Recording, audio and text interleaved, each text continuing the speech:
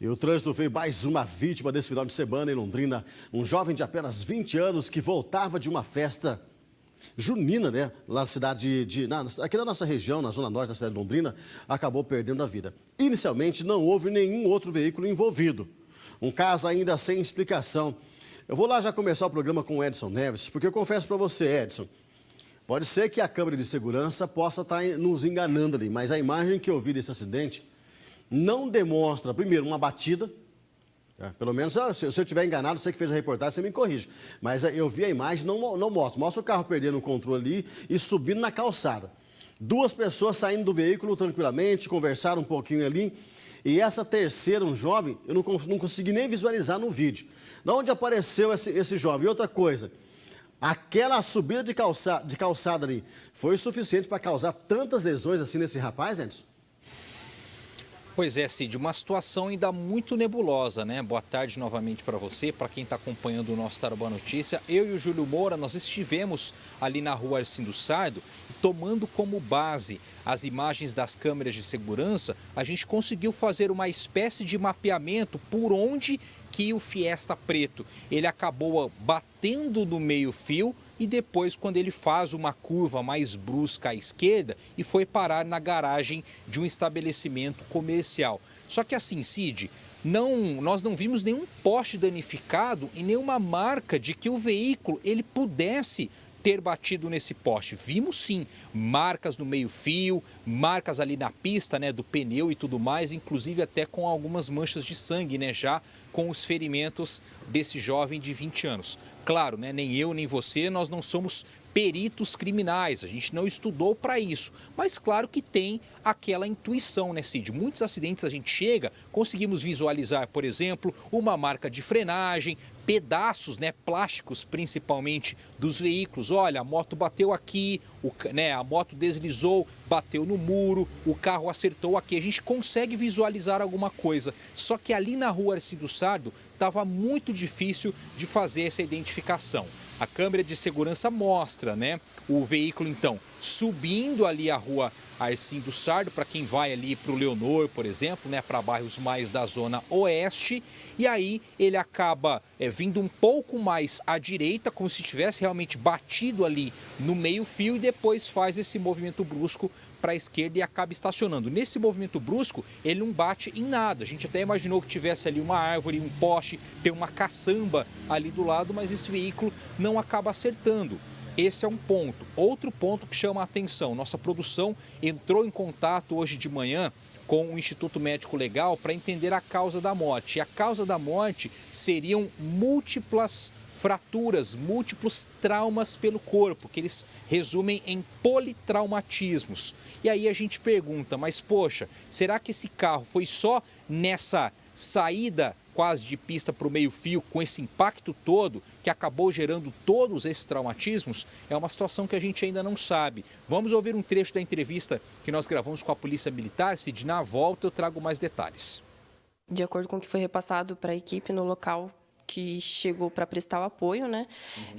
Um veículo teria colidido com o meio-fio e posteriormente com o poste, e no local foi constatado o óbito de um dos indivíduos que estavam dentro do veículo.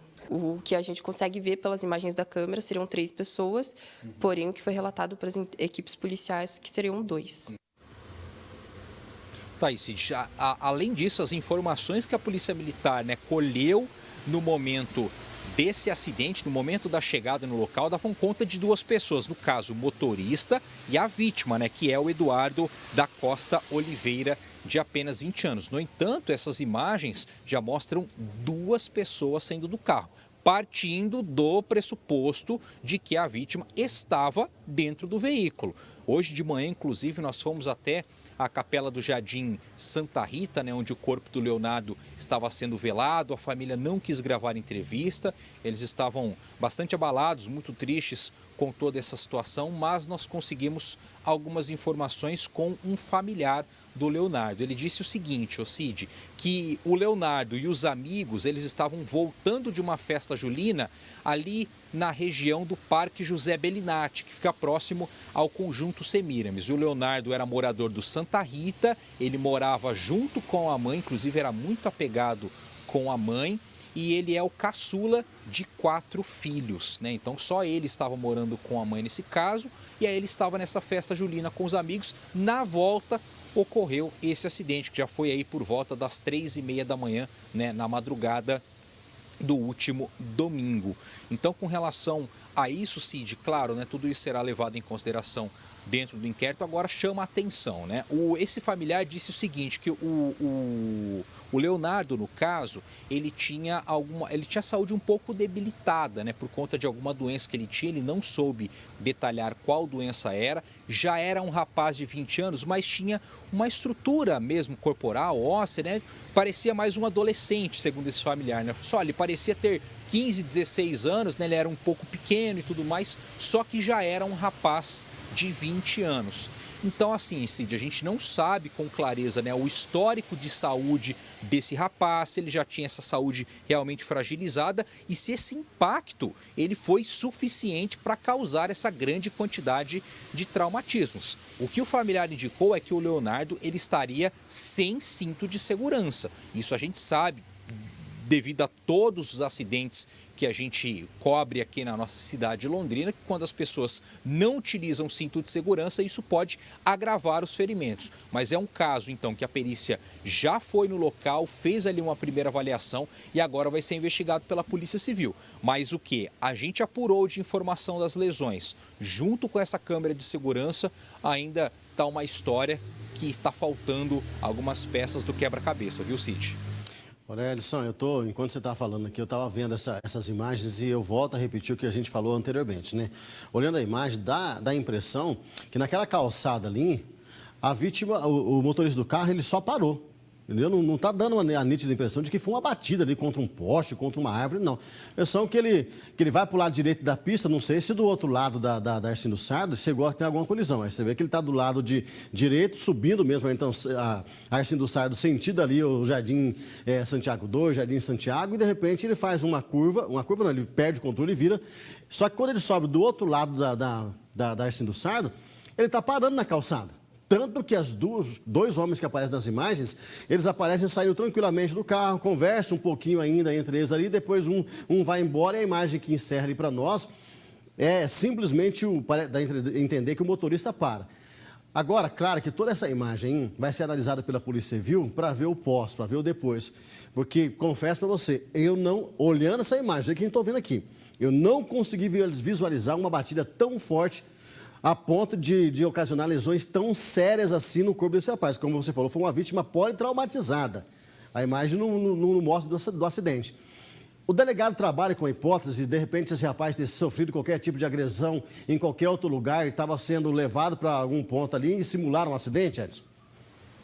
Ô Cid, a nossa produção está entrando em contato com a Polícia Civil para entender para qual delegacia vai esse caso, né? Porque se for do entendimento da Polícia Civil que foi realmente um acidente de trânsito, vai aqui para o 1º Distrito Policial sob responsabilidade do doutor Edgar Soriani, que inclusive hoje está de folga do plantão. A gente recebeu a informação de que amanhã ele vai estar na delegacia. Então amanhã a gente deve procurar o doutor Edgar para justamente entender, olha, o que foi apurado? Foi caracterizado como um acidente de trânsito? Foi, então vai para o 1º Distrito Policial. Olha, foi caracterizado, talvez ali houve um homicídio antes. A gente não pode descartar nenhuma hipótese nesse momento, né, Cid? Olha, foi caracterizado como homicídio. Já vai para a Delegacia de Homicídios para apreciação do outro delegado. O que a Polícia Civil está atrás nesse momento é de fazer uma espécie de mapeamento, saber onde esse veículo passou e se esse veículo, Cid, ele, por exemplo, teve uma outra colisão anterior a essa